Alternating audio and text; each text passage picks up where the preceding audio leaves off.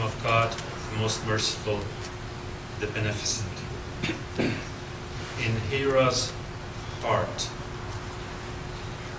before any mountain came to him, he went to the mountain, in whose heart he polished his mirror reflecting divine truth.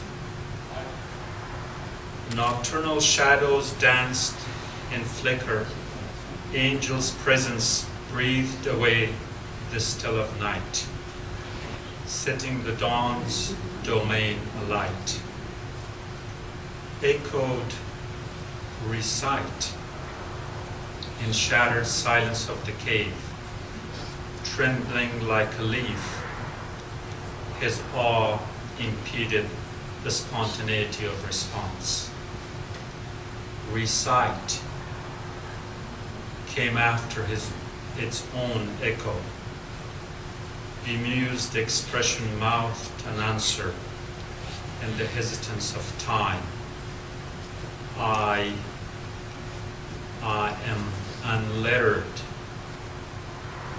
Resounded response came as rejoinder. Recite in the name of every utterance that sweetens a thinking thought. Under the gravity of their weight, he followed the departing voice to the mouth of the cave, onto the sight of wings spread the breadth of that horizon, beheld at 2 bows' length away, straight before the eyes that saw beyond, though bent from the sight. Unwavering eyes confirmed the vision. This was my reflection on the first revelation in the cave of Hira. Before I thought this was appropriate enough to be considered as starting in the name of the One, because it's His word that has inspired the thought.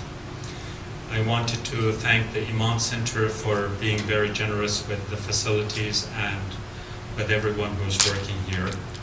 I want to thank the Quranic Forum for bringing up the issue. And I want to thank my good friend, Mr. Zavosh, by imposing the topic on me. He and I, of course, share more than just initials. I've been friends for a long time, and I really appreciate his friendship.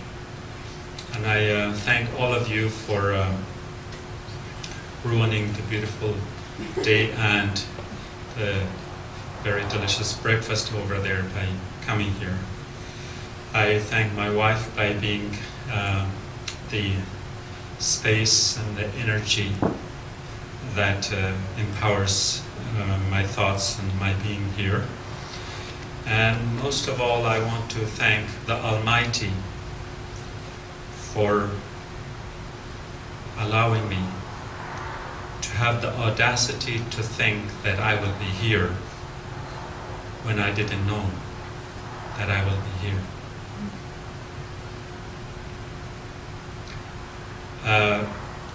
The deciphering of the hidden reality is not a job that is easy for anyone, especially for someone like me.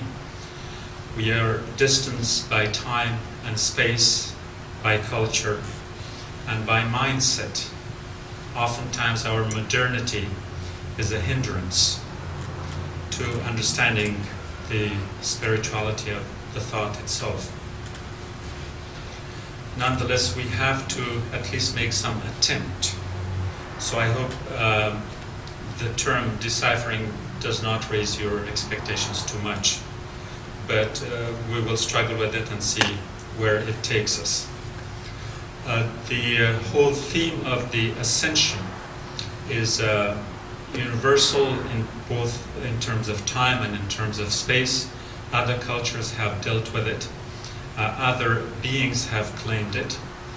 What sets Islamic thought apart from most of the rest is that in earlier civilizations, in earlier cultural and religious traditions, often the space between the divine and the human had been blurred deliberately. Sometimes the role and the function of the divine had been assigned to individuals, to kings, to rulers, and others. When Islam came in it with its the concept of absolute monotheism, that is, the divine was to remain absolutely divine and was not the domain of any human to even think of approaching it, let alone becoming part of it. So in this sense, there was a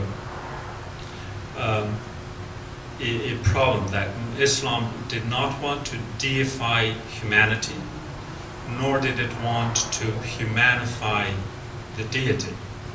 And since the lines were drawn very straight and very clear, for an event such as the Ascension of the Prophet, this was understood, or rather, people felt a little uncomfortable with, to put it mildly. So we are going to discuss it in terms of, one, it's the scriptural evidence. Then we will go to the cultural milieu, and in there we will study the scholastic efforts of scholars who have written on it, and then we'll go to the popular culture to see how the idea was perceived, and then we'll make again an attempt to have a kind of a reality check, and that means both a physical reality check, if you want to pinch yourselves, I'll give you the clue, as well as the psycho-spiritual level, in which we have to have a different reality check in a contrastive cultural setting. And then we are going to draw a conclusion by means of a spiritual and mystical interpretation of what Mi'raj means to us. So let me start with the first slide, which is basically describing how Quran is addressing this issue. As you can see here, this is only a partial thematic classification.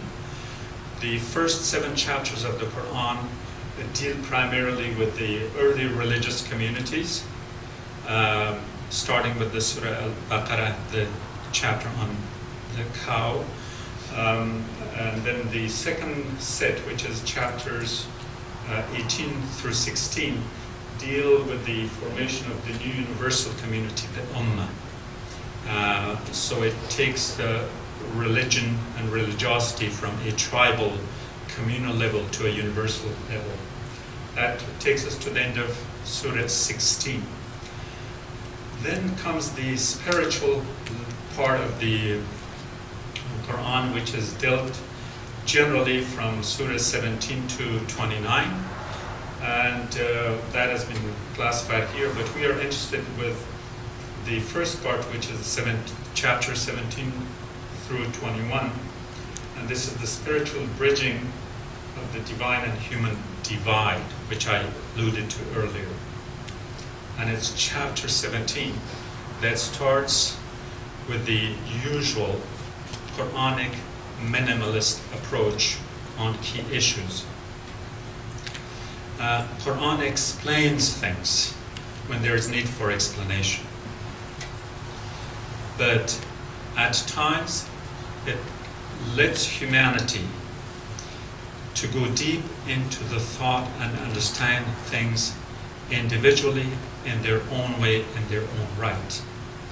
And when it comes to subjects like that, the Quran is not a long expository narrative, rather succinct, precise, limited, short verses, but more often just a single verse. So we are dealing with basically with a single verse. But to look at it more in general terms, we have to understand that what we often know as what we refer to as Mi'raj is to be understood correctly as Isra and Mi'raj. There are 2 dimensions to it. The first dimension is the night journey, where the Prophet is taken from Mecca to Jerusalem. And I'll be very brief in most of the explanations because this is a work of more than 700 years, very elaborate thing. So in this horizontal axis of unity, it's going from east to west, west to east, but it's more temporal in terms of time and space. And the second axis is the vertical one, which is the heavenly ascension. This is the Mi'raj. So when you put Isra and Mi'raj together, you cover basically everything. This may look like a cross, but do understand that a cross was traditionally a symbol, again, for many traditions before Christianity, but Christianity adopted it for kind of its own iconic representation of the thought. It's more universal. So we are kind of moving in terms of the two axes of space and time together. That covers basically everything for us. Now, we are going to the first ayah of chapter 17, which reads, سبحان الذي أسرى بعبده ليلا من المسجد الحرام إلى المسجد الأقصى الذي باركنا حوله لنريه من آياتنا إنه هو السميع البصير. Limitless in his glory is he who transported his servant by night from the inviolable house of worship at Mecca to the remote house of worship at Jerusalem, the environs of which we had blessed, so that we might show him some of our symbols.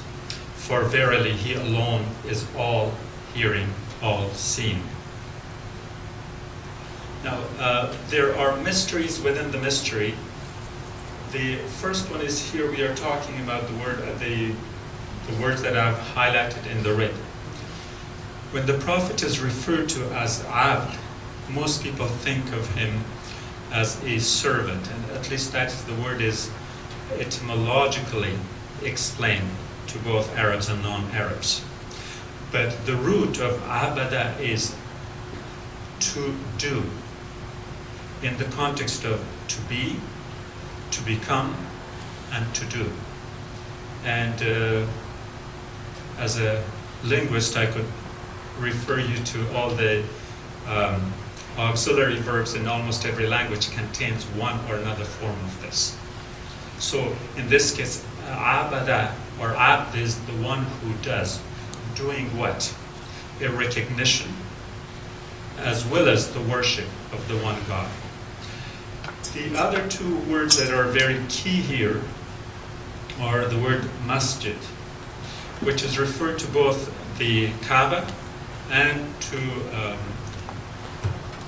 Masjid al-Aqsa in Jerusalem. But note that the event that is referred to here is in the year 1 before Hijrah. And in the year 1 before Hijrah, there was no masjid. Kaaba was full of idols. Nobody was prostrating in Kaaba.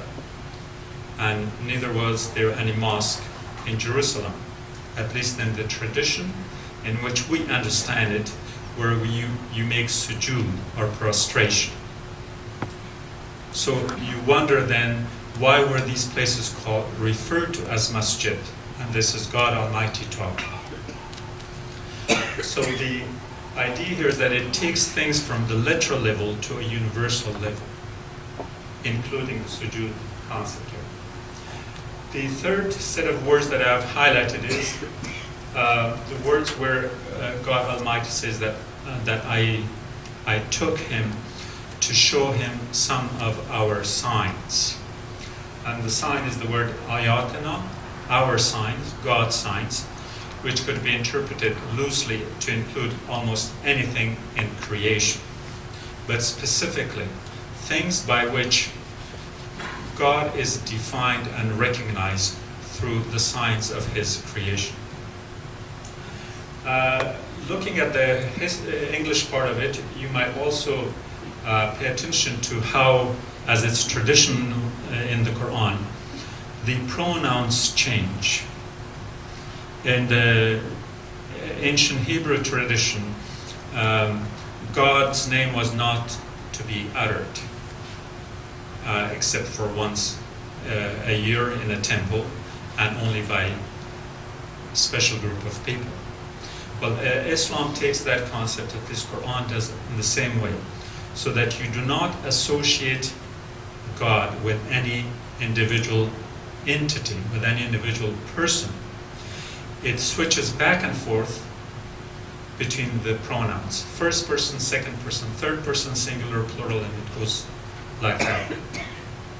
So God is referring to his own glory as his glory in the third person. He who transported, as the third person. Down you go to the line down below on the fourth line, fifth line. It says, we had blessed. Now it comes back to the first person plural. And then going back to the last one, he alone, on the last line goes back to he. So he, his, we, all these pronouns are played with, so you do not get attached to any one of them linguistically at least. So this one, this ayah is the only one that refers to the horizontal line we talked about. This is the Isra. And now we are going to the Surah Najm, which is referring to the vertical one.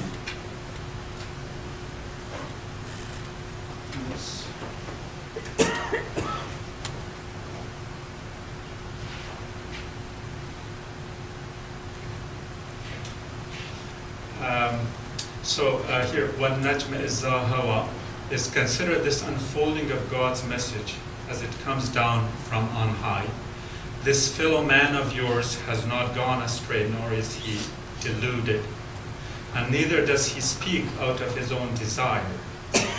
That which he conveys to you is but a divine inspiration with which he is being inspired, something that a very mighty one has imparted to him. The key words here are, for me, the word najm. When you ask the average Arab-speaking individual, they would translate najm as the star. And we go through many of the Arabic translation of the Quran, it is referred to as star. But when you analyze the occurrence of the word in the Quran, najm does not mean star. The word for star is kawkab, or kawakib for plural. When Quran uses, I'm emphasizing this, that our level of understanding of the Quran should not be bound by the limitations of the language. That Quran is not choosing simply from a different set of synonyms because it's fun or because it's nice or whatever. No. The words in Quran are used very, very responsibly. Najm refers to that which appears gradually. The word kawkab refers to an entity, a physical entity. So now when you leave this in the 6th and 7th century, 1400 years ago, we come back to the 21st century. In the 21st century, we know that all that we see that's flickering, blinking in the sky are not necessarily entities and physical bodies. Our modern astrophysics and our modern science tells us that some of the lights that we see belong to celestial bodies that no longer exist, that they may have disappeared altogether. And the light from those celestial bodies have taken millions of years traveling through the expanding universe, reaching us. So in the sense that when we look at every light in the sky, if we can do that in Los Angeles, then the average person on the street would assume that all these lights are entities. But Quran makes a very clear distinction. When it refers to an entity that still exists and we can see it through telescopes and by other means, then those are kawakib. But that which appears to us to be a thing of existence, but it may or may not exist, are referred to as najm, which is just light. Now, the other aspect of the word najm from najama is that which appears in gradual form. And gradual is like to refer to a process in which this takes place. And Quran is referred to that as Nujum al-Quran, since Quran came into existence, as far as its form goes, gradually, slowly. So that is the important part. But the whole theme of this surah, the first at least 18 to 20 verses of the surah Najm, is in a way an allusion and reference to the vertical line we were talking about, to the Mi'raj part. Remember, the Surah Isra, one verse, that is the Isra part. Here we have 18, and there are several others in other places that also make an allusion to that. Then it continues, an angel endowed with a surpassing power, who in time manifested himself in his true shape and nature. So the angel is personified, appearing in the horizon's loftiest part, and then drew nearer and come close until he was but 2 bows' length away, or even nearer. And thus did God reveal unto his servant whatever he deemed right to reveal. Here the concept is that when the Prophet was sharing his experience with people, people were kind of doubtful as to saying, like, something must have happened to this person. And in our modern jargon, if someone on the street tells us that, we might recommend him to go to the hospital directly. Because they were questioning the authenticity of it. So the testimonial comes from none other than God Almighty in the Quran, which says, no, he saw it. And that scene is expressed in a very, very clear term. That it's not that it was far distance, but as close as 2 bows' length away, the term Qab al-Qawsayn, which is the term that the pre-Islamic Arab poets were very familiar with. In other words, the distance was not far.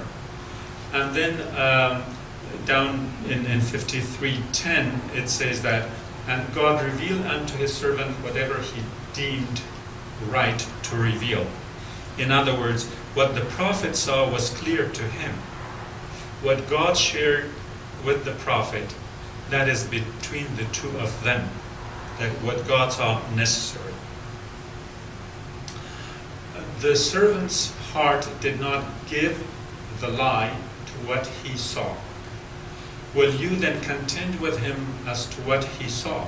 And indeed, he saw him a second time by the lote tree of the farthest limit, near unto the garden of promise. The 53:11 says that that the Prophet's heart did not give the lie to what he saw. We here with our Western education are deprived of a lot of the intricacies of the human being, the very essence of us. In Quranic language, there's not one heart. In English, we have one word, heart, but in the Quranic language, we have the term fuad, we have the term sadr, we have the term qalb, we have the term lub. So there are five hearts. The one that is referred to here, again, the distinction that Quran makes very specifically and responsibly and to the point, is that when the human heart is referred to as fu'ad, that is the thinking heart, the heart with the intuitive knowledge. In our Western education, we are told that all we know through our intellectual power. Our intellect is concentrated only in the mind. The heart is just a pump that pumps the blood to the rest of the body. Now, not so Islamically. So in Quranic language, the heart has its own language, and the heart has its own ability to learn, the knowledge of the heart. And so, therefore, that particular word is one of the five hearts that it's referred to. This is the learning heart, the heart with the knowledge, fu'ad.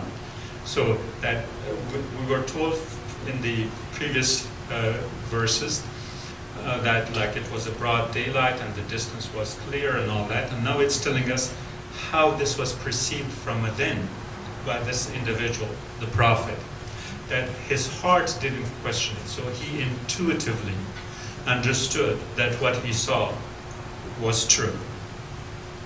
And then and will you then contend with him as to what he saw? In other words, don't question his ability to understand that he was fully conscious. And the consciousness here refers to, again, the totality of his being, including the heart and the mind.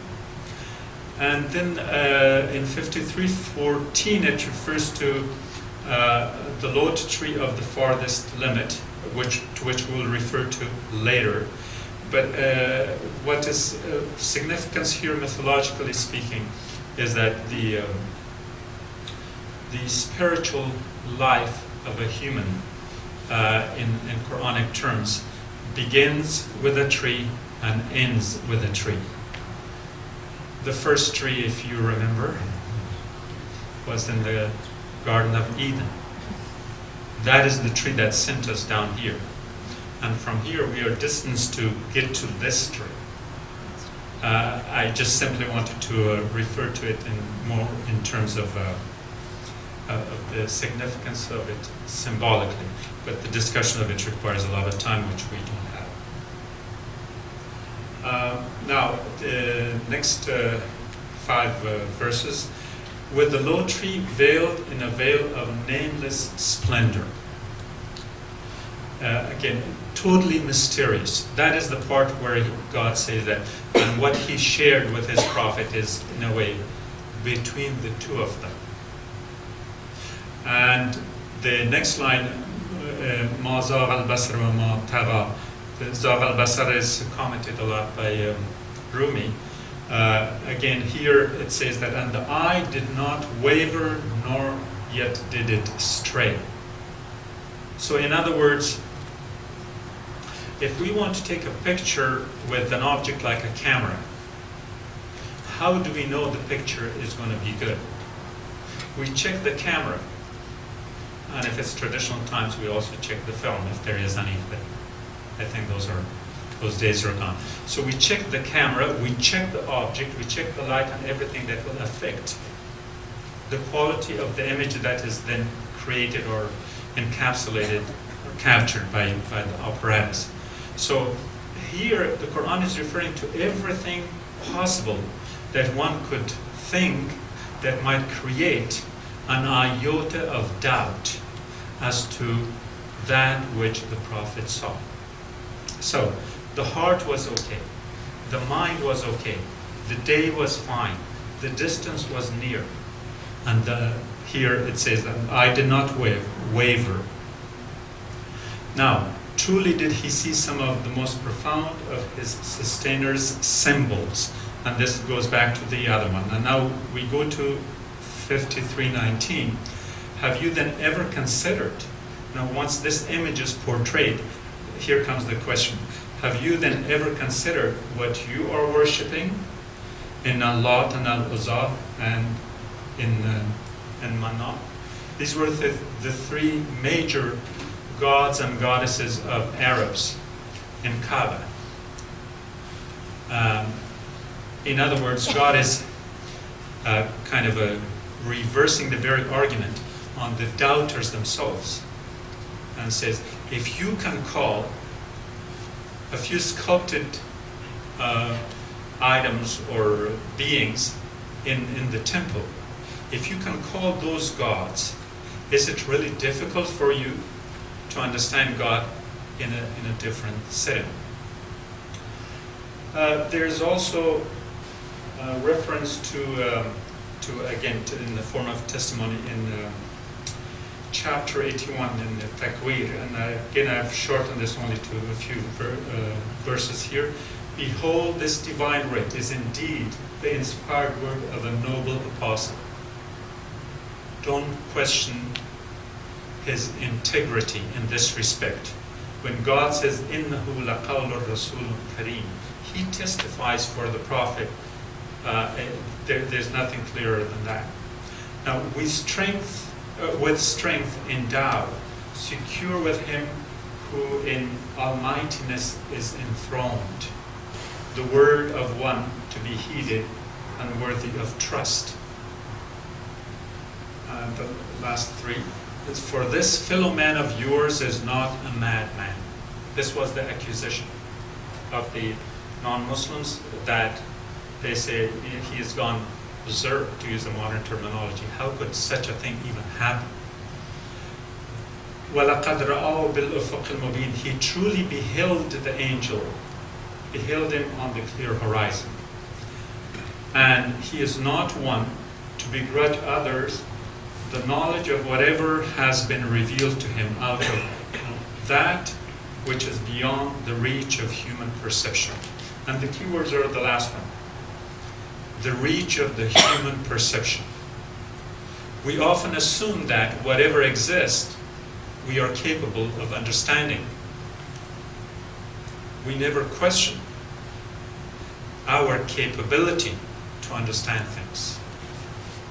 And this is the greatest shirk, in my view, that we put ourselves in the position of God, thinking, or at least believing, that if it is there, we can understand it. We don't question that. So if we can't see it, instead of admitting that maybe we can't, we say it doesn't exist. The ostrich or the cow theory in culture, burying your head in the sand, doesn't exist. And that is basically our attitude. Our modern science is not any different in terms of attitude, which is, truth is that which can be observed, tested, and verified. That's our scientific method. But nobody questioned that who are we to lay claim to the totality of our ability that we can observe. Our instruments might be questioned. The very fact that we are creating telescope, microscope, this scope, the other scope, whatever, at least for the vision part of it, shows the limitations on our capacity to absorb through our senses. So this is the Quranic evidence. There are a few other verses too.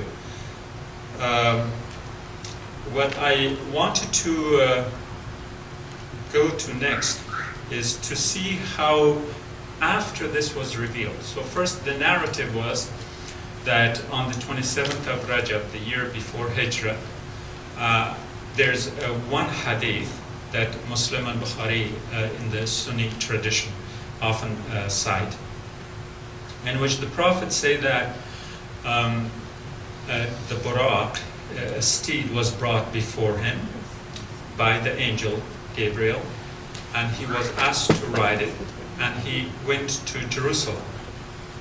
And in Jerusalem, he went to the mosque and prayed 2 rak'ah.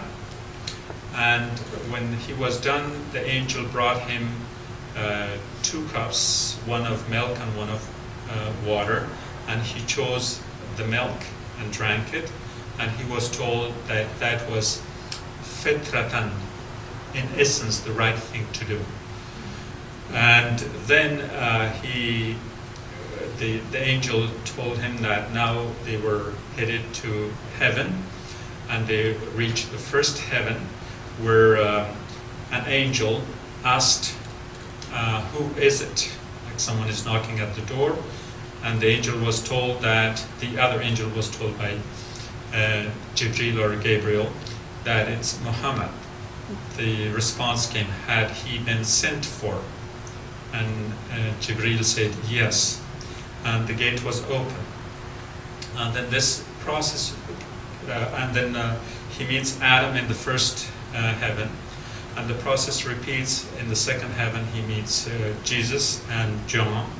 In the third heaven it's Joseph, and in the fourth heaven I think it's Aaron. I might be wrong in there, but then it goes to the sixth heaven, where there is Moses, and in the seventh heaven is Abraham. And so the prophet meets with all of them. I forgot that in Jerusalem, when he goes to the mosque to pray, the other prophets also pray with him, and there are images I can show you. Now, it's in the seventh heaven when he has an audience with the Almighty, and that's where the reference made to the Sidratul Muntaha, the lote tree of the farthest frontier or location. And then he comes back, and there's a whole lot of discourse between the divine and the prophet. And one of the commands is that the prophet is told that his followers should pray 50 times. And Moses on the way tells him that you should go back and ask for a reduction. And the prophet repeats this process 9-10 times until it comes to 5 times. And that the 5 times prayer is actually tenfold in reward. And when this story is told, it happened at a time when many of the Meccans already doubted his prophecy. So they started ridiculing the prophet. And one particular incident was that someone went to Abu Bakr and told him, now you want to see what your friend is claiming this time? And he said, what? He says, well, he's claiming that he went to Jerusalem and he went to heaven, met with God and came back, and the whole thing. So what do you think now? And Abu Bakr said that if he says so, it must be true. No dialogue, no dispute, and no debate. I brought the whole computer, but now I can't turn it on for the outline. I just want to make sure that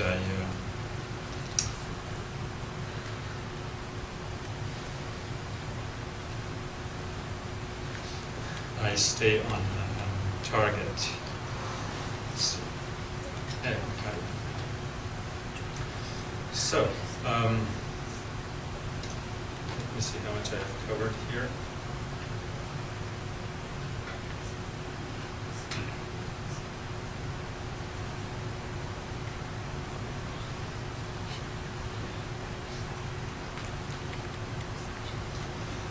Okay, now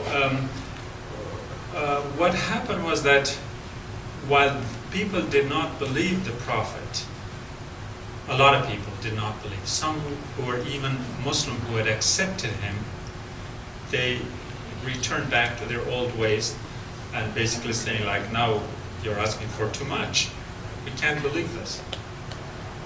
And so this became kind of a testing ground for a lot of people who had to weigh their belief system versus their rational thinking. In other words, reason and revelation came into a conflict for many people.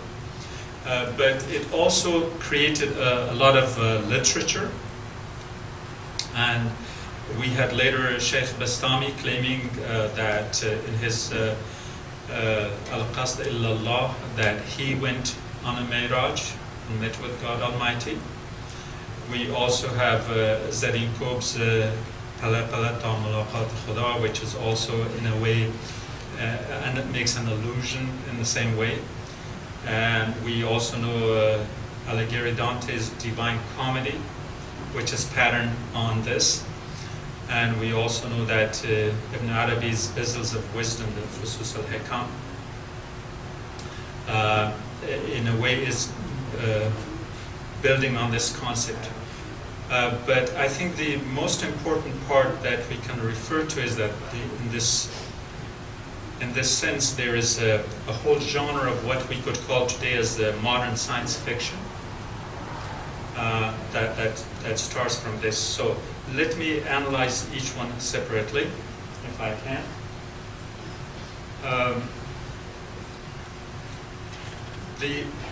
The single hadith that I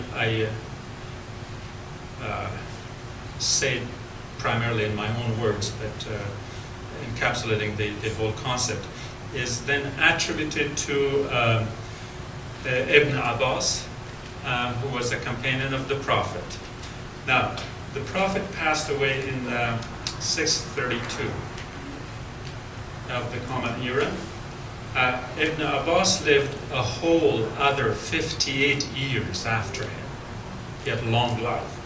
So he passes away in 687. And when you look at Ibn Ishaq, who is a biographer of the Prophet, his writing, he passed away in 767. For those of you who are not familiar in Islamic history, the birth date is either not known, nor is it considered significant. It's the day you die that matters, to see how much you have been worth. Now, then we have Yunus bin Bukhayr, 814, Ibn Hisham, 833, Ibn Sa'd, 845, Bukhari, 870, and Tirmidhi is 892.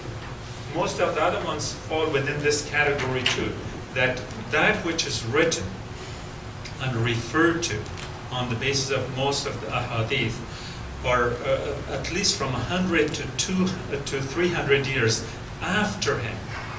Now forget about the accuracy of whether this was recorded in writing or not. That's a separate thing. But even if it were, so we are distanced by time in terms of the accuracy, and the result of this is that there's a whole genre of Mi'raj literature that has evolved in the Muslim world.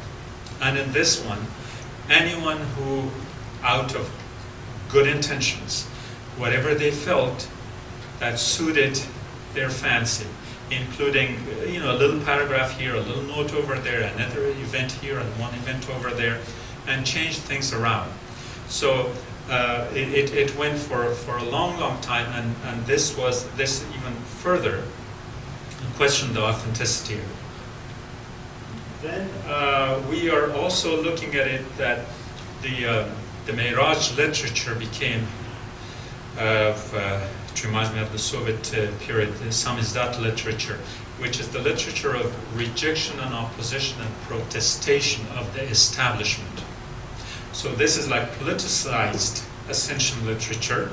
And in part one, we see that Shi'i scholars under the Sunni Abbasid dynasty, the great scholars happen to be Shi'i, and in a way they are not only opposing the Sunni dynasty, but they are using the Mi'raj narrative and including things in it in order to oppose the government. And here we have Safar Qumi, 902, much later. Now we are talking about 400 years and later. And we have Furat Kufi and Ali Qumi. And Tabari is probably the only exception here, but these are mostly Mufassirs and primarily Shi'is under a Sunni dynasty. Then we move to the flip side.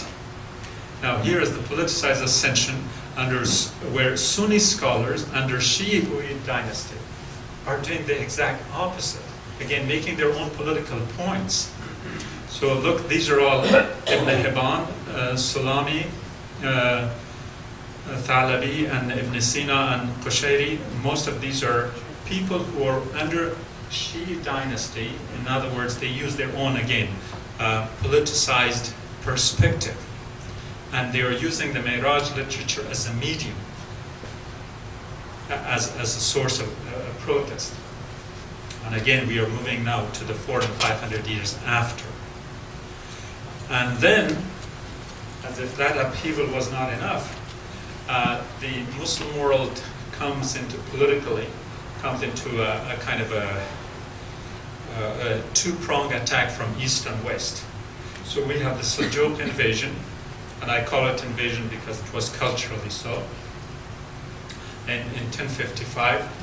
And during this period, and then we have after that the Christian Crusades, and then we have the Mughal devastation.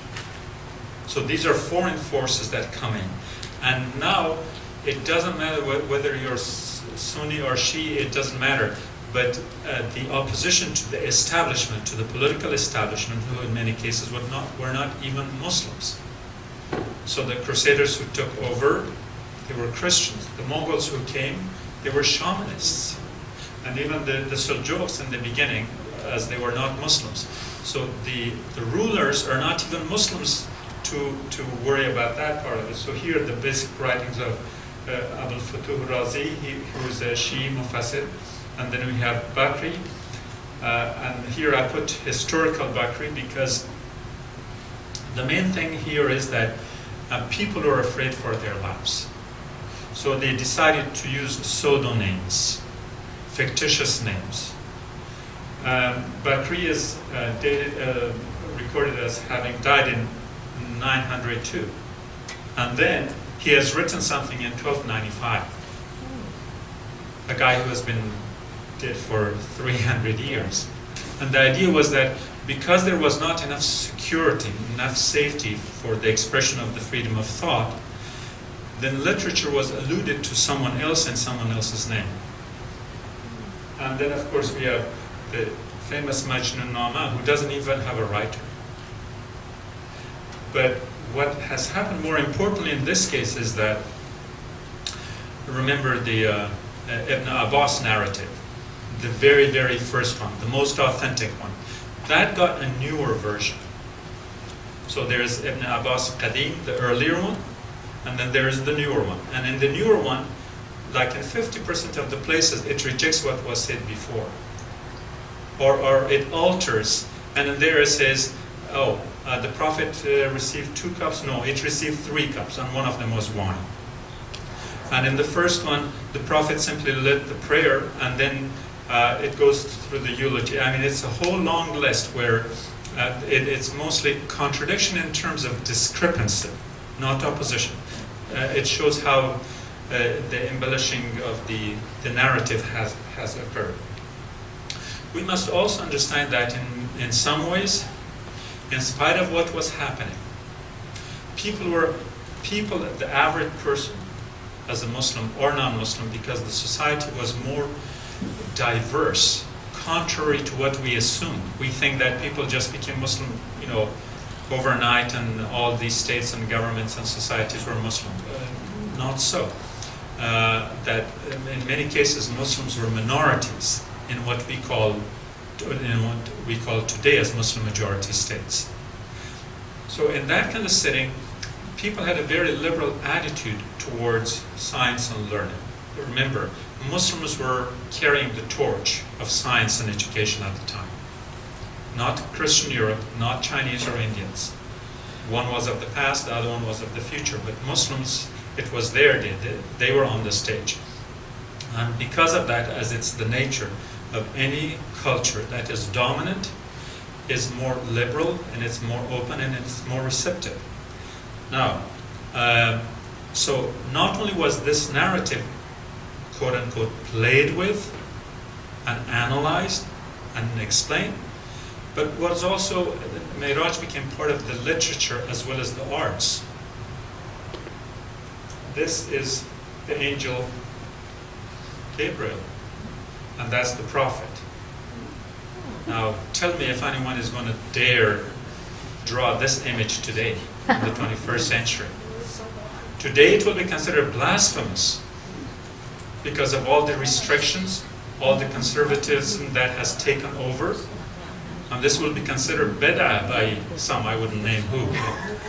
We understand what's going on. This is today. And this was happening 700, 800, 900 years ago. Not an exception. Here, this is the prophet talking with the other prophets in Jerusalem. So this is the prophet, that's the angel, Gabriel, and those will be Jesus and Moses and Abraham. Christ. Here is when the prophet is leading in prayer, the other prophets again in Quds.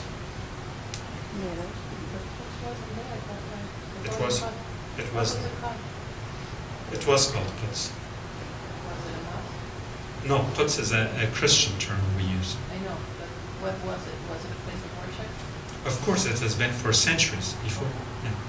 So, and here is the Sidrat al-Muntaha, the low tree of the last boundary, and the prophet is riding the Buraq, and the angel Gabriel is on the other side.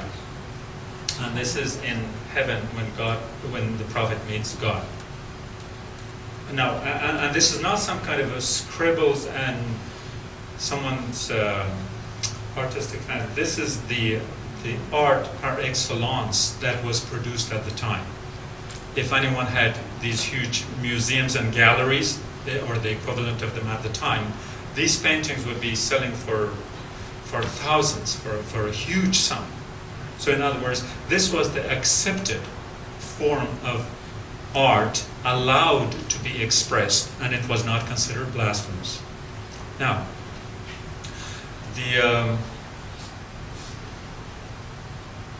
the way we can sum it up is that the first 700 years of Islamic history, that's basically half of Islamic history.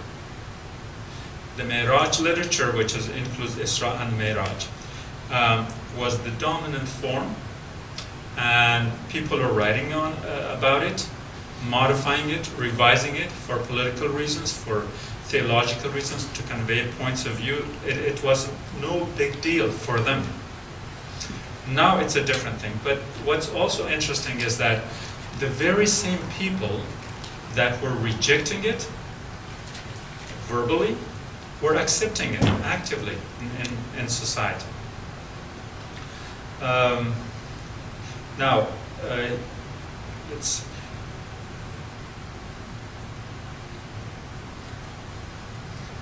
as I told you earlier, that if we were in the place of people and we saw a man who came to us and say that this discourse, this explanation, this narrative was part of his life, that he experienced it, what would we think?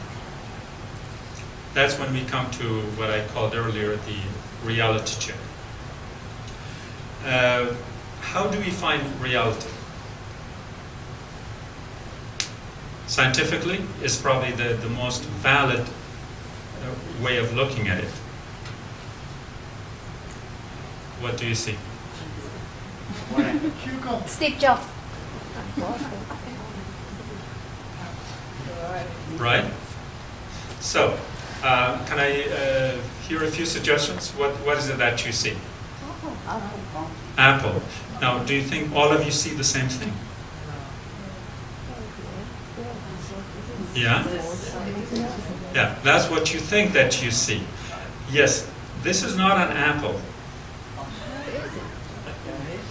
It's an apple only because linguistically we have agreed that we would call it that. That we are limited only by language. Out of the necessity of language, we call it apple.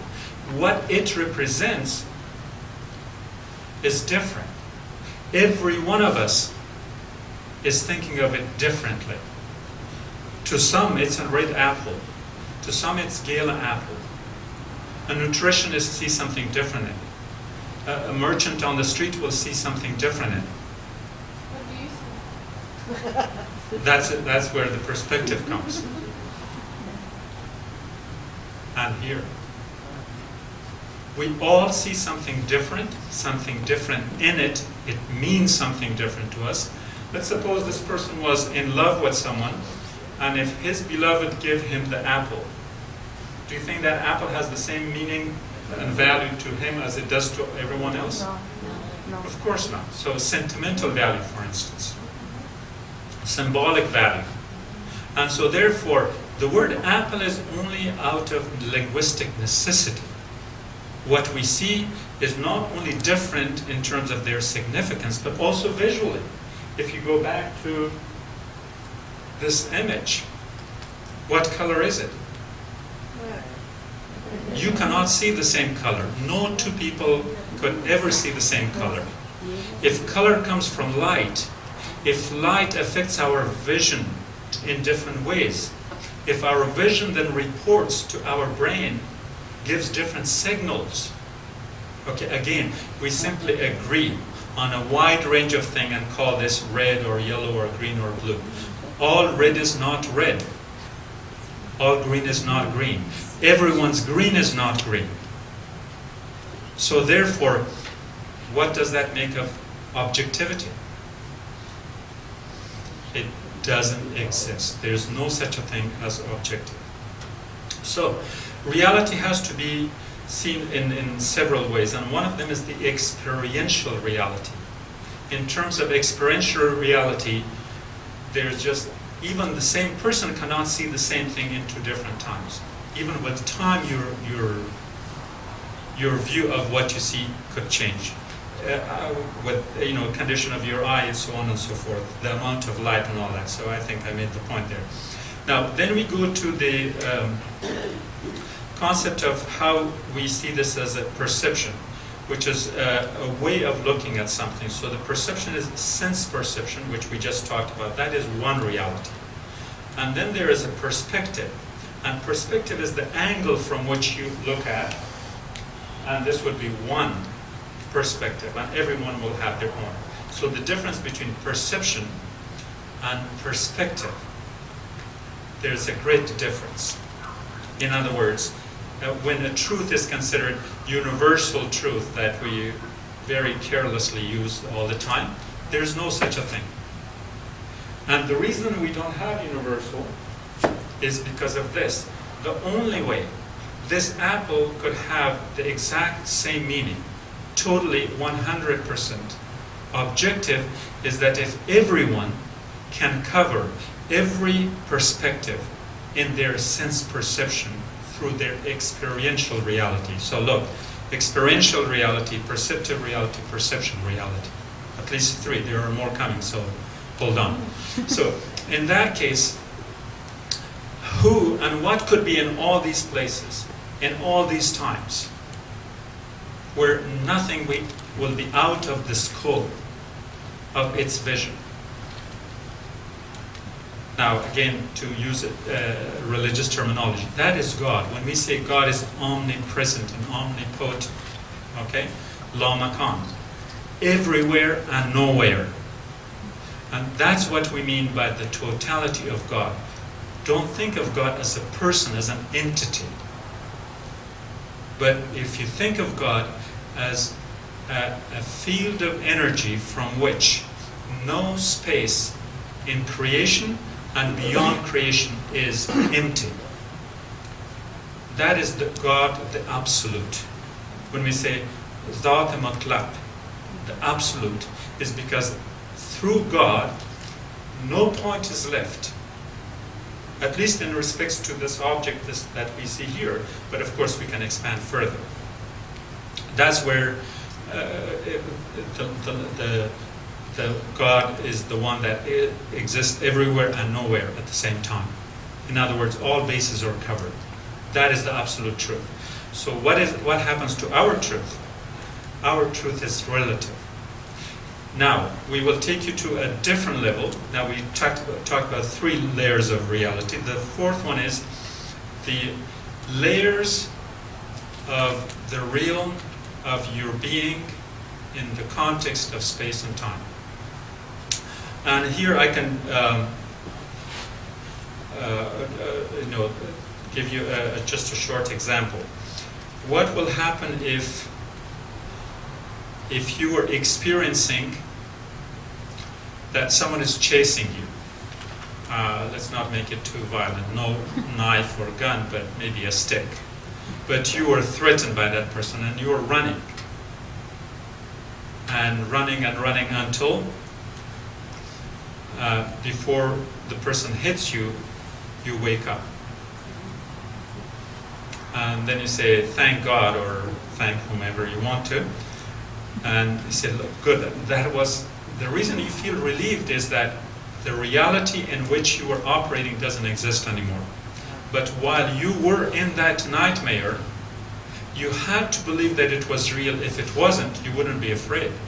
The reason you were afraid is because all your senses told you that that was the truth. Only after you woke up from it, then that was no longer a reality. And now you have, take a sigh of relief and relax and happy and all that.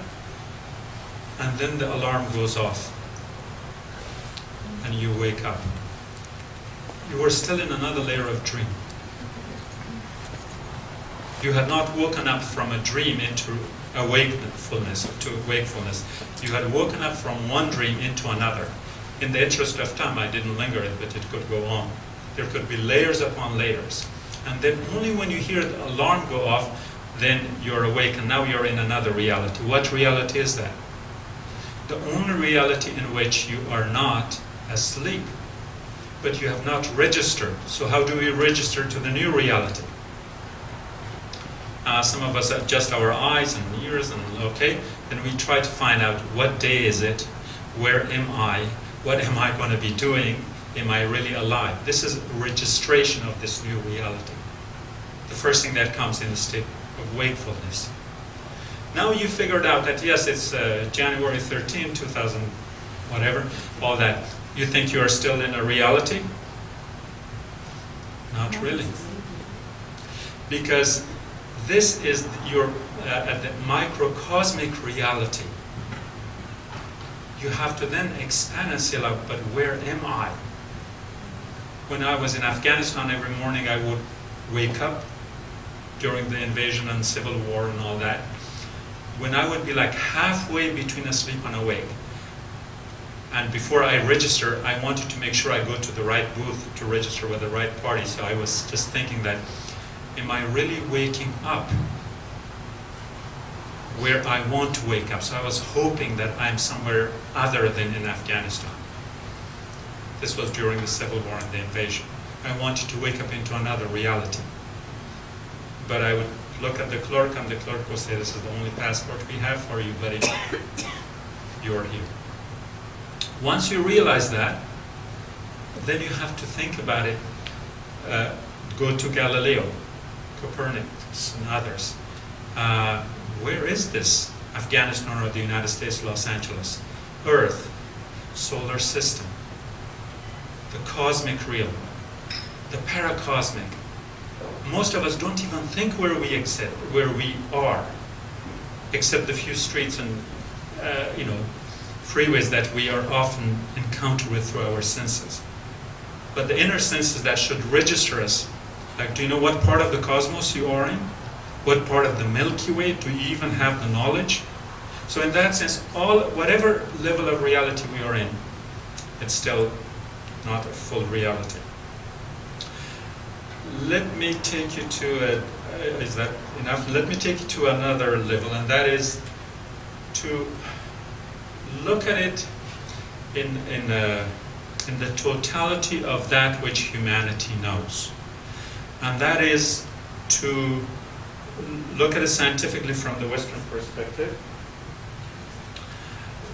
If you can stay over in that corner, way, way, way back there, modern Western science will define our reality for us, of all the things I talked about, in the physical or in the metaphysical.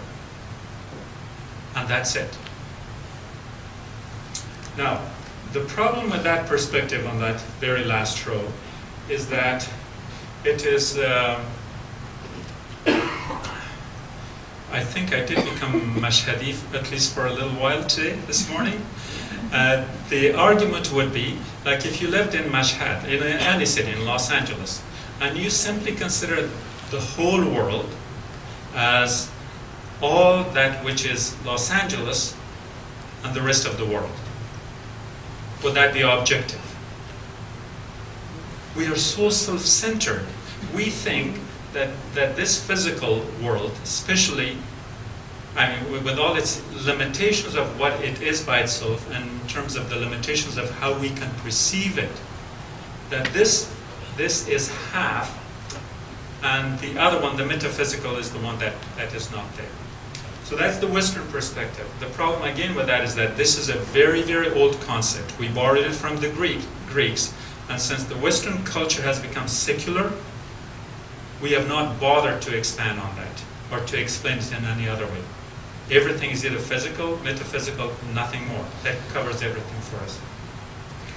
But here, compare that to the Islamic perception of reality, which is very, very expansive. And I will give you just a glimpse of a tour, not even a tour.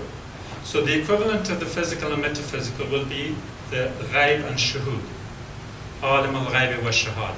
God knows that the visible and the invisible. But then the invisible part of it, the ghaib part, is divided into two. The realm of the eternal, the realm of the infinite, and of course the shuhud is the realm of the finite. So now we got three in this level. And the separation of the, the difference here is that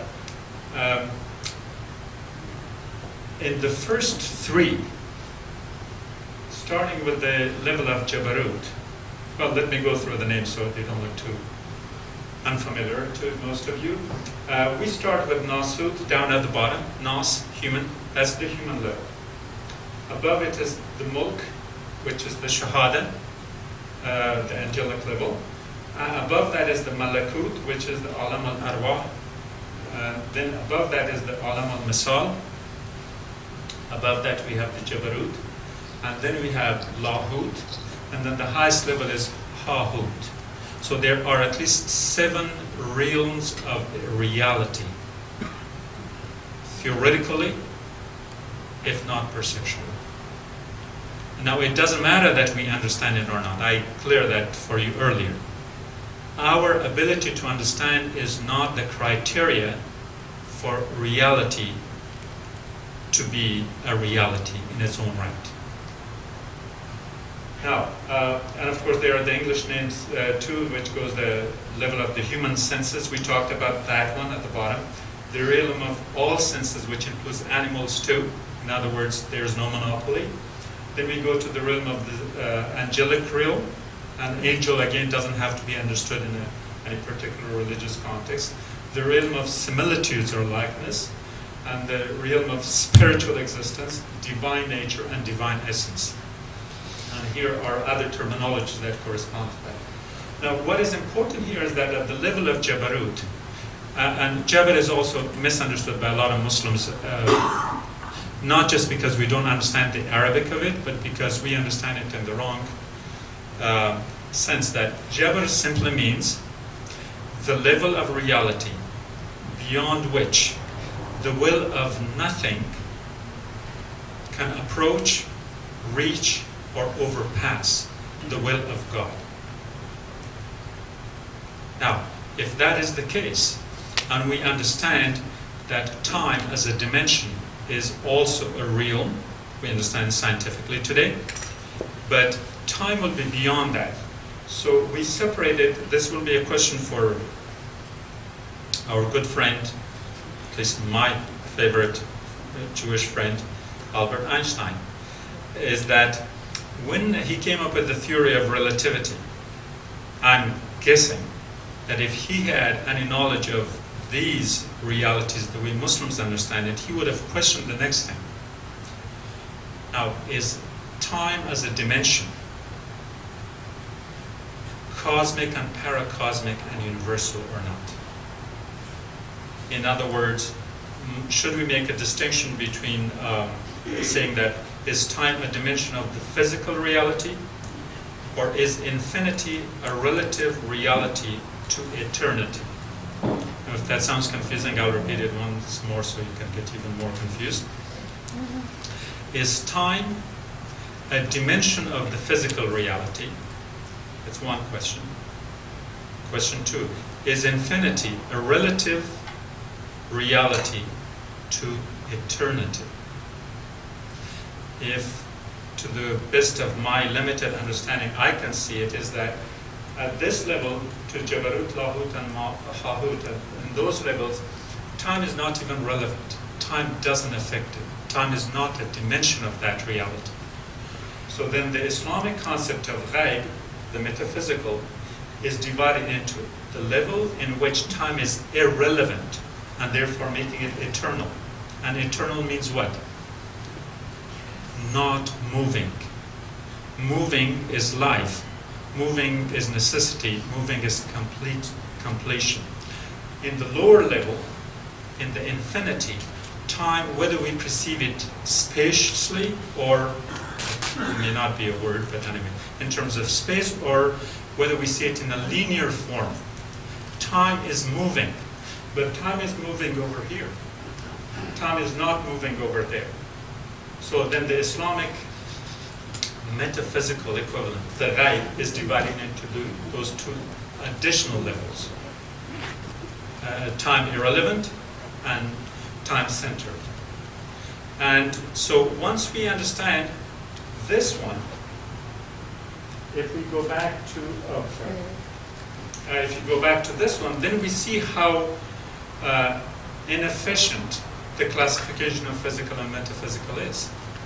Because we have given so much credit to our visual sense perception of reality. We think we are the center of the whole universe. Perhaps even more so. We are thinking in terms of this classification. We humans are thinking that we are the center of the whole cosmos. Everything is built around us. But science tells us that we are not even in the periphery. Not literally, but we are just way somewhere in the dark woods of the space. That we are not anywhere near the center. Now, with that understanding, then we can move to the next level. I want to take that personal, but that's okay. To conclude this through the mystical thing is that we, like I said earlier, we do not see the divine God as a person. Giving God personality is a projection of the human, for its inability to understand God in any other term than the terms that we feel comfortable with. But God as the totality of a field of energy and spirit, who has created us, and as I talked about this briefly last time, is also in need of getting in touch with us. Now, let me give you a brief analogy. If you picked an ant from the ground and you wanted to talk to the ant, okay, can you communicate with an ant? And if you couldn't communicate, whom are you going to blame? And how would the ant know that you really want to talk to the ant? For example, don't come to the kitchen, especially when I'm cooking. Do we have that capacity? We don't. So, as the more powerful, or at least we think we have more, as the more capable communicator, we blame the ant for not understanding us. And then when we reverse, go the other way to try to talk to God, the same thing happens. We use our capacity to know as the standard. And if it's beyond the realm of our scope of our imagination and understanding and intuition and intellectual power, then it's very easy. We dismiss it as non-existent. But God wants to talk to us. When He created us from the very beginning, the first words He uttered was, Irjay, come back. He missed us. He had a yearning for us. He had a love for us. He wanted us to go back. And we go back. And this separation from the alam wahdat, or the oneness of being, into the kasrat, or the realm of multiplicity, which has to go back and make that kind of U-turn, excuse the expression, is out of that necessity that the totality has to be realized in our very being. And we can see this. I gave you one example before. We started with a tree, came down, we have to go back to the tree. Okay? We came from Adam, and then we have to go back. And here is in the context of our discussion. That's the divine. This is the nuzul of Quran. It came down. That's the human. Now we go back to Uruj, back to the divine, so that the circle will be completed. And in this case, the nuzul and Uruj are the exact same concept. Those were the very, very essence of Islam as a religious belief system, and of Quran as the book. And the parts on which people doubted the Prophet the most. When this came down, they called him Majnun. When that went up, they called him Majnun. What is Majnun? Arabic grammar? No. From jinn, possessed, taken by another entity. In other words, the entity in which his being was defined, was denied in front of him, and he was given or assumed to have an entity that had no credibility. And so therefore, we are in essence completing the cycle, and the Prophet set this example for us. God attested to it, and because this new ummah is the universal ummah, it's not the tribal ummah, it's not the ethnic one, and it's not even the global one, it's the paracosmic one. Our real tasbih, our real prayer, is not to put our forehead on the ground. And we don't have a qibla in whatever direction it is. According to this, every direction in which you can look is your qibla. If you're facing God, the universal God, in every possible direction. So pray whenever you can, and please don't consider prayer as a petition. Don't make a request just because tax time is coming up. Okay? The real prayer is to make a connection in this context, to reconnect with the universality of the one being. Let me stop here because I have run out of myself. No more zaman.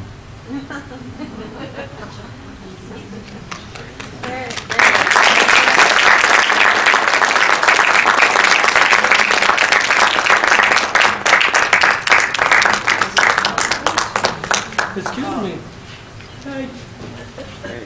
Question, please? No, just I want to take a Thank you, picture. Dr. Zaman, for a Picture very from the- incisive, scholarly No. presentation. From the Africa. And now we will take some questions for another 20 minutes, possible. You raise your hand first? Yes, I'm please. going to get picture from Prophet and during the The last Miraj and the slide, if you can. praying the All these slides will be on my website. Oh, perfect, Okay, perfect. fantastic. Oh, wow. Go to the website, you can find everything there. And then one in English too? In English and Portuguese, Mongolian, Oh, and thank Iranian. you. Thank you. Thank you. Mrs. Nuri. When was Jerusalem established? That's a long story. It was long before me, but Jerusalem as a center of a monotheism was. I think history varies, but at least it goes to the times of the pharaohs, when the Hebrews returned from Egypt, And so in the context we were discussing is that Islam is not to be seen as a separate religion, but as a part of the continuum of monotheism. Therefore, the symbolic meeting or prayer with the other prophets is that, like I said, it's one humanity under one God, and we all come together. That was the emphasis. Question? Come across anything that explains the significance of the tree and the seventh day being a lotus tree? Like why it would be like a lotus tree? I know like the lotus is the important symbol for like a lot of religions in the East, like whatnot. I have written a paper on the symbolic significance of some of the terminologies, which does include the two trees, the one from the Garden of Eden as well as this one. One version of it is almost ready, but I'm waiting for a few reviews. Does that answer? She's I nodding have once one more again. question based on that. In the paintings that you have, and also in a lot of Iranian paintings, I see the eyes like Chinese. So, what's the explanation of that? When the Turks and the Mongols first came to Central Asia, they had already been influenced by Chinese art. So that Chinese art was brought with it, including the famous blue that we use in the tile. That comes actually from Chinese art system, and also because the rulers were primarily Turkic or Turkish. Turkic would be the more correct term. And so therefore you emulate, you praise, and even the prophet would look more Turkic in most of these pictures. So most of the art that was allowed in that period. Now, like I said, because they were not Muslims, for them it was okay. So people took advantage or made use of the opportunity that the liberalism that they allowed, a Muslim society under a non-Muslim rulership, they resorted to that. So that will be heavily, correctly, Chinese influence. It goes all the way down to the Mughal period in India, and the early miniatures in Persia, Afghanistan, Samarkand, all of those. Every face you look at, it has to look the face of the rulership of the accepted dynasties. Turkic, yes. Excuse me, from Turkistan? Miss Kesai. Turkestan too, yeah. Mahmoud is up. I think her question is... Of course, yeah. As human beings, how many realms of realities can we register to, and what level of that 7-level Prophet Muhammad did go to, and was he able to register to that reality? I think, by the way, that's a good question. So usually when people say it's a good question is when they don't have an answer for it. No, it's a good question in the sense that up to that point, the human perception in general was very limited in terms of sensing a reality. Perhaps the highest we can go is to the Ptolemaic level, which establishes the lunar level and a few other things, but it was still very, very limited. Now, what Mi'raj teaches us, it's that it's shaking humanity to wake up to a new reality. That forget about this concept of being the center of the universe and the sun going on. That is not even relevant. Okay, it is waking us up to a reality, to a cosmic reality. That there are more levels to it, and I showed you the chart, but we could talk about that for hours. And as Caroline knows, we spend 8-9 hours on just one chart sometimes at Pacifica. But the idea here is that most people didn't think about it, especially in Arabia. The mindset was that this life is all there is, and when you die, it's finished. So they couldn't even think beyond their own self-existence in terms of one generation. And that's why when Quran is emphasizing that for those who believe in the one God, and in the prophets and the angels, and then it says وَبِالْيَوْمِ الْآخِرِ, in the day, in the hereafter. That is not there just for decoration.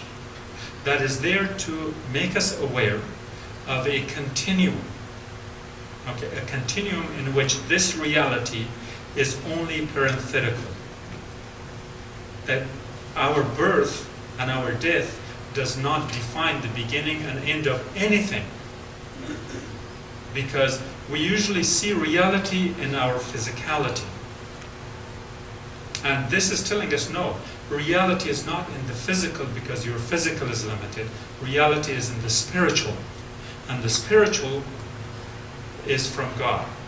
And if God is eternal, then your spiritual existence, your spiritual being is eternal. And therefore you, as a spiritual being, have no end and no beginning. You are just a continuum. And the Prophet simply waked us up into this reality, is to think beyond. I mean, the world is much bigger than the way people perceived it at the time, whether it was their senses or their legends or their stories. Some stories were so limited that I think it was in Babylon, one king got so angry and he wanted to shoot God with a bow and arrow. And no, he was not crazy. But in his perception, God, even if it's in heaven, it could not be that far. In other words, his arrow, the reach of his arrow was the reach of the other realm of reality. It was very, very strict, very, very limited. And so here it opened up for us all these possibilities. Again, doesn't matter if you can't reach it, but at least have an understanding that it's there. Thank you very much. And then, my question actually consists two parts. The first part is when we talk about like marriage, we specifically talk about Prophet Muhammad's ascension to the heaven and like meeting with God and all that experience. So my question is, when we historically and theologically talk about marriage specifically in that context, like referring to Prophet Muhammad, my second question is like, is that possible, that kind of a out-of-the-body experience, or maybe even the total experience of someone's like, different dimensional existence to get to that point, to a level that you can see God? Has it been experienced by anyone else? Has it been claimed, like theologically, that somebody else has had like even like a near Mi'raj experience that we can like, understand it like to that level? Has it been like claimed by anybody else? Or is it possible? Or it happened once and never would be possible to be re-experienced? You took the word from my mouth, but I'll forgive you. My understanding is that, well, the question at the time was that first, well, it couldn't have happened. And then when they say, okay, it happened, people give it all these, we use a nice Persian term, shah panjab, going through that term. But then the closest people to the Prophet, like Aisha, she came, and she claimed that it was birruhihi, that it was a spiritual journey. But a lot of people were not prepared to make this distinction of the spirit functioning separate of the body. We have a modern terminology, which is like the out-of-body experience that you talked about, which is triggered by conditions perhaps in operation rooms or in accidents and things like that, where we see where doctors, and we are talking about modern technology, modern doctors, with modern mindset, who take the testimony of the person who says, look, I wasn't here. I was above, I was looking at my body at the operation table. I know what you were doing, what you were talking to the nurse and all that. Not that she was going to report on it, but so she said, I observed this whole thing. And the doctor says, no, you were dead. We looked at the monitor, we looked at all these instruments, everything registered you as dead. Okay? And the patient says, that might be your reality, but in the reality that I could live not only in my reality, but I could testify to the reality in which you lived. So I saw all that happen. And there's not just one, or there could be 2, 3, 4 people, because operation is done in a teamwork, right? And they say, I saw that. And so therefore we have, if this had not happened in a hospital, if this happened in a cave, if this happened in a mountain somewhere, you would not believe a word of a person who would tell you something like this. But because we have invested so much of our trust in modern technology and modern sciences, so when it comes from that realm, then we believe it. So I personally believe that it's possible that it would have been some sort of a out-of-body experience for which we do not have term, that was not triggered by the conditions of the body like accident or operation, but that it was made possible by powers beyond the human ability, which we can call quote-unquote God or whatever term you want. We can probably have another presentation in more detail about explaining what you just said about the out-of-body experience, but in a more logical, sequential. Dr. John. This psychology. Yeah. Dr. John. I mean, the whole experience of Miraj, people question it in 2 dimensions, like you say. I mean, there's a physical and there's metaphysical. I mean, yes, Muslims have other levels, chopping more the metaphysical at different levels, but it doesn't make it any better than either medical or metaphysical. Metaphysical is basically what's beyond physical. And so this experience in the Quran that says about the Prophet, it could be, some people take it literally as physical and some people take it as metaphysical. So it doesn't have any other explanation other than what we know in language and science and whatever else.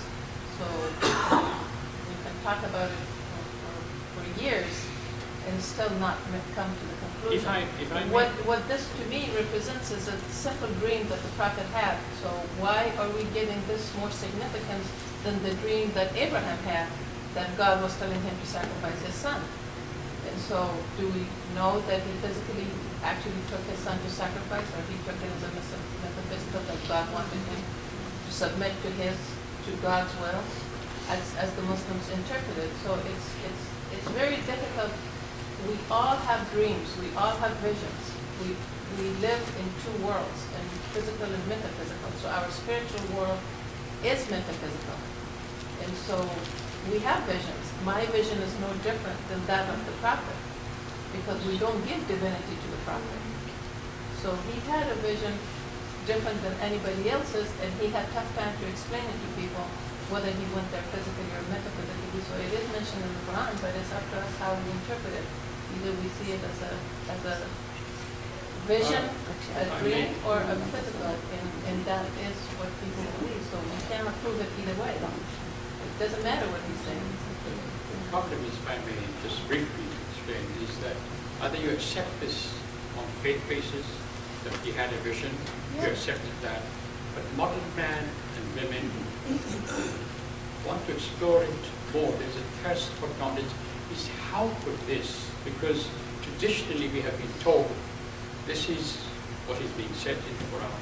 You have to accept it on the basis of faith. But modern men and women want to know more, have a more scientific basis of explaining what this Miraj is all about. But that can be the subject of a different discussion. If I may comment on But did the we- comment, I but think did we reach that conclusion? No, we Uh, didn't. here's the thing, if I can turn the comment into a question, is that I think most of us are stuck with the mindset of 1400 years ago, and because they could not perceive the separation of the spirit and mind, spirit and body as 2 separate entities. And most of them wrote in Arabic, and it was called Islamic scholarship. And as soon as we see that it was written in Arabic somewhere, we unduly give it credit that they don't deserve to have.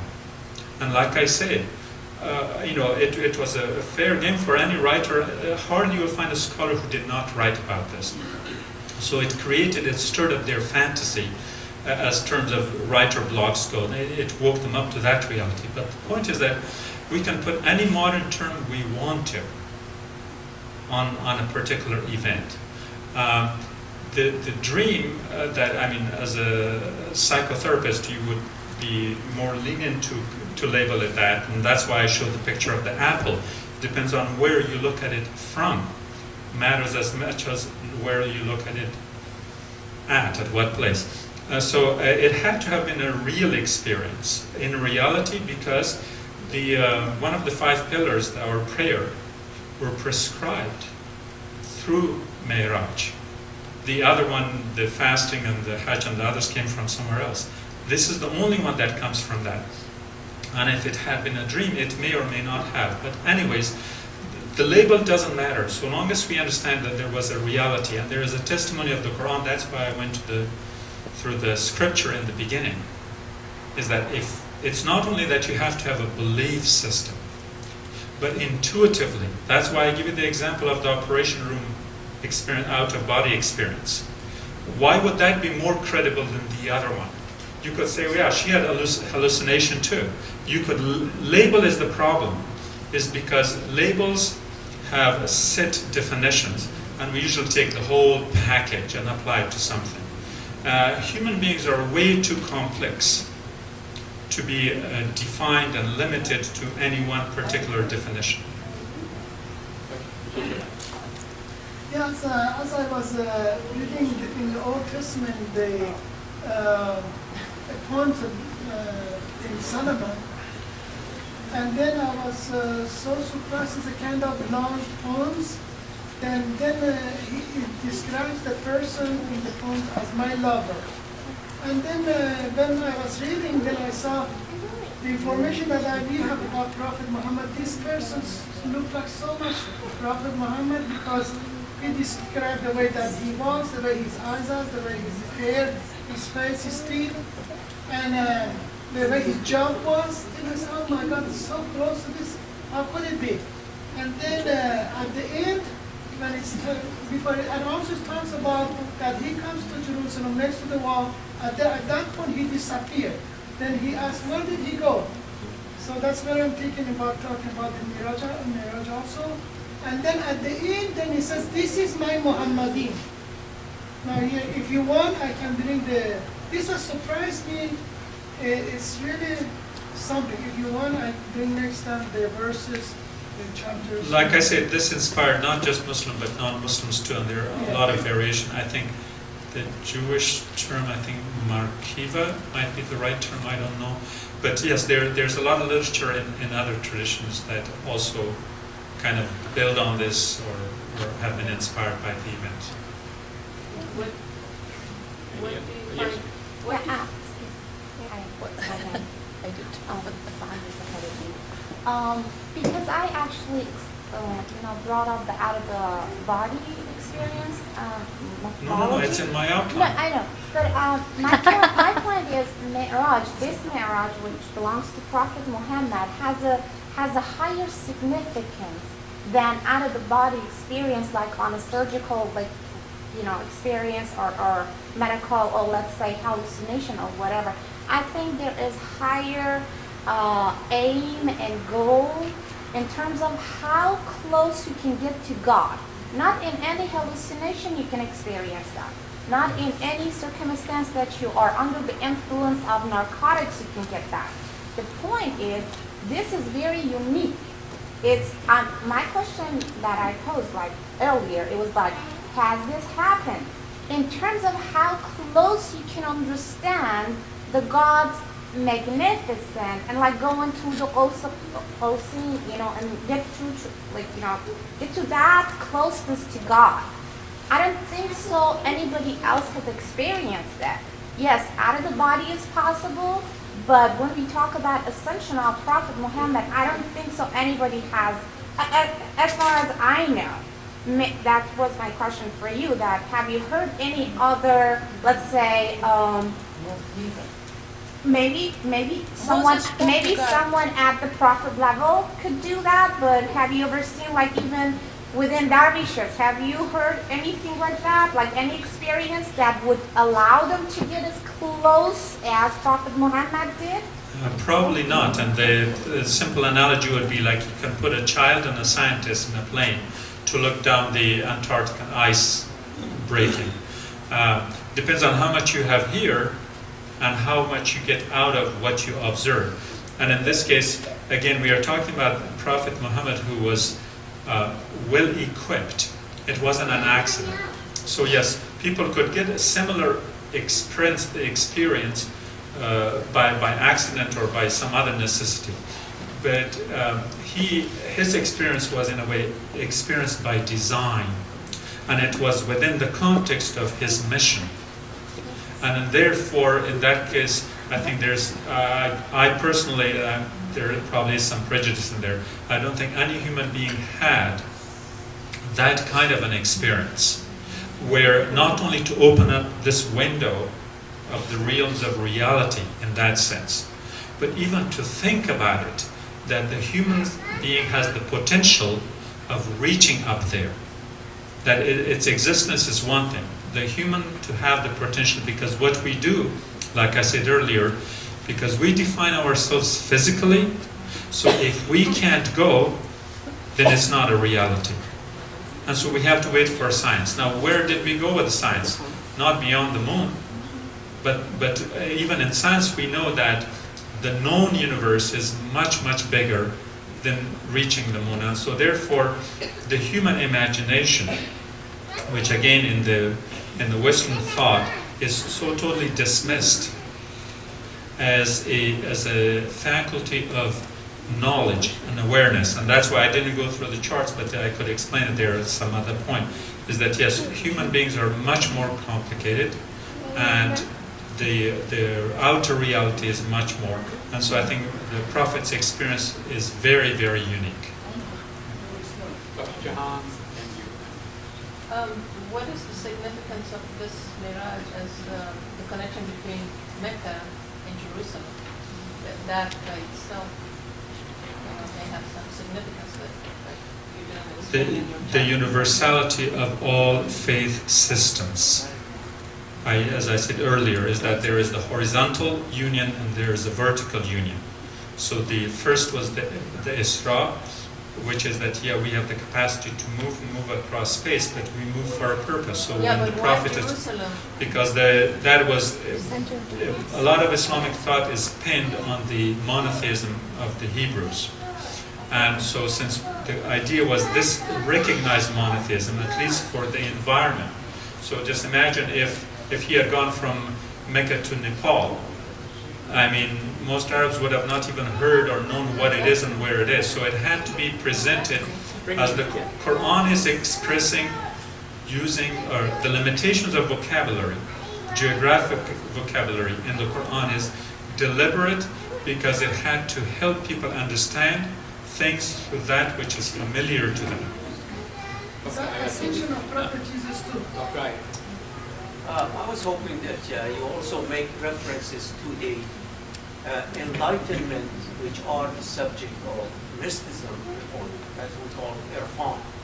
That is, in the case of Rumi, Hafiz, the Hindu tradition, all of these traditions are created to essentially create or send ordinary people. Of course, we all have, as you properly gave the metaphor of the child and the scientist, we have limited capacity, but at the same time, we are encouraged to move toward Mi'raj in the enlightenment.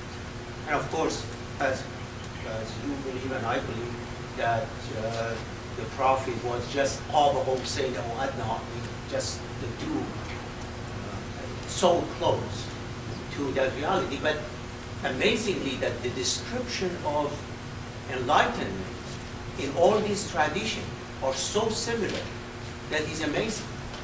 I mean, in science, we rely on one thing, verifiability. What does it mean? It means that if you and I and thousands of people can repeat the experience, then we have relative confidence. high confidence in it. And that's I don't think any scientist in a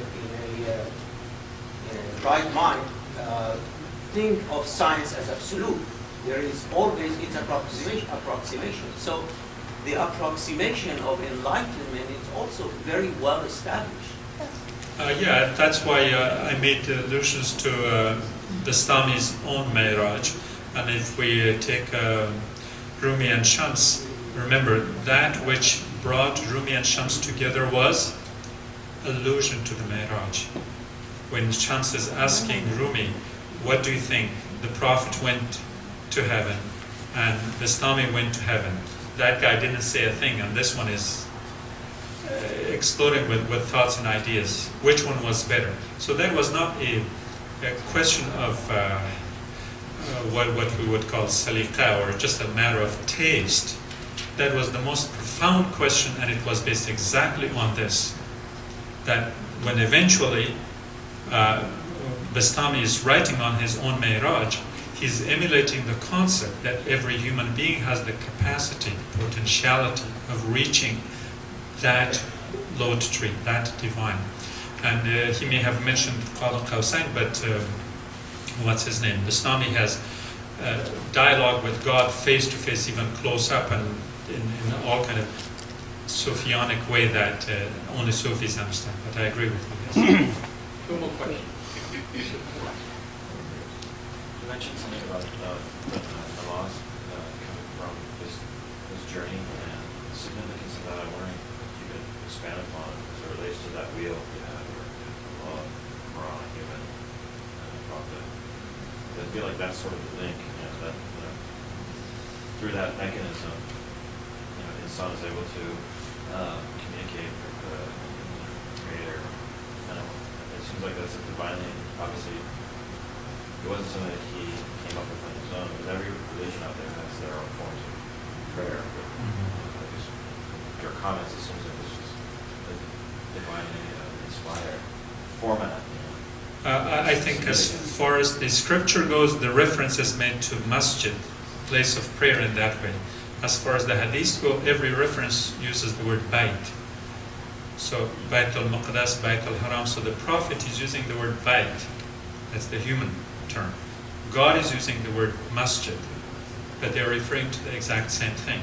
And the reason, my explanation for that is that by the very fact that the word of a reality is used for a reality that doesn't exist. In other words, Kaaba is called masjid at a time when it's not even a masjid. In other words, it's giving an indication that this thing is out of this world, that this concept is so totally out of this reality, that you don't have to pin it down to the physical existence of things, that it's operating at a very higher level. Last question. Great presentation. Now that we know, Oh, you didn't say that in the first question. I know, I should have said that. Oh, really, it's amazing, amazing. Thank you very much for that. He came halfway so- done. Uh, I just want you to know you didn't hear the first part. I am gonna come.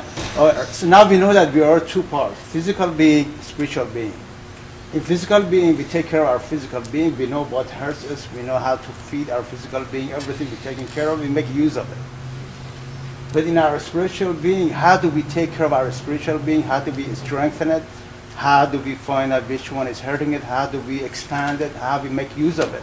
As you said, at a body experience, the person was able to hear and see what was going on. So the spiritual, even the physical being, which has the sense of hearing and seeing, it was already kind of dead. So can you a little bit expand on that, please? How do we? The very fact that you are here. That's the spiritual part of it, because probably this is a very nice place, but it's probably not as comfortable as where you were in the morning. You took the trouble of bothering your physical self to come here so that your spiritual self get nurtured. And there, so you're taking care of it. It seems like it, if I'm right. I hope so. Thank you very much, Dr. Jamal. Thank Thank you all for being and arranging such a wonderful royal banquet for us. And can we say salawat, Prophet Muhammad? Well,